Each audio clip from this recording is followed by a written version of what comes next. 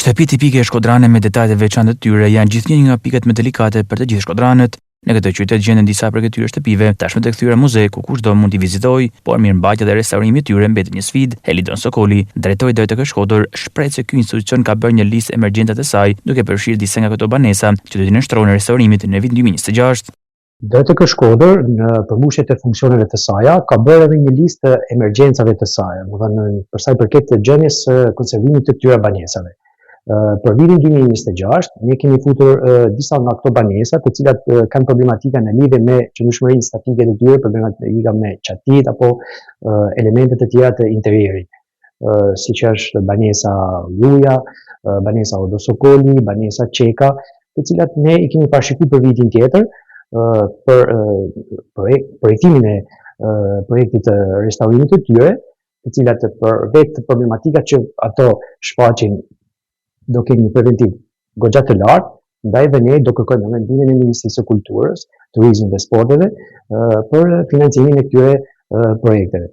Ndërkohë, ne vazhdojmë punën tonë rutinë që kemi për mirëmbajtjen e tyre, mirëmbajtje të vogla kryesisht në aspektin edhe të konservimit, por që kërkojnë edhe bashkëpunimin me pronarët. Është shumë e nevojshme bashkëpunimi me poseduesit e këtyre banesave, pasuri kulturore.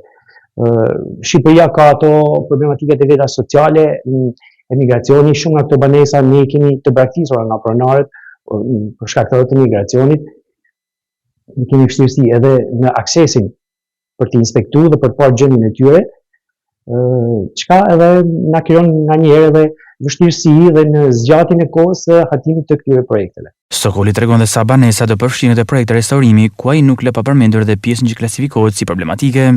Për vitin 2026 ne kemi listuar pra banesat të cilat kanë nevojë për një projekt të plot restaurimi dhe janë rreth 5 ose 6 nga këto banesa, të cilat ruajnë edhe vlerat më të mëdha në aspektin edhe interierit të tyre, elemente të dekorit në dru apo elemente të tjera etnografik që kanë këto banesa shumë të pasura në këtë aspekt.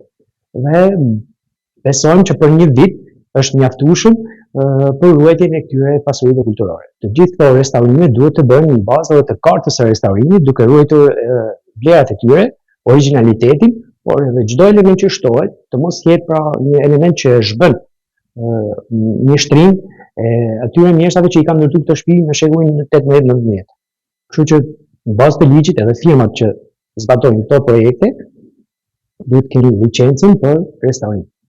Shtëpitë muze në qytetin e Shkodrës vijnë si një relikë veçantë dhe dëshmi e pasurisë historike dhe kulturore të këtij qyteti. Në Shkodër janë më shumë se 150 banesa të cilat mbajnë statusin si monument kulture.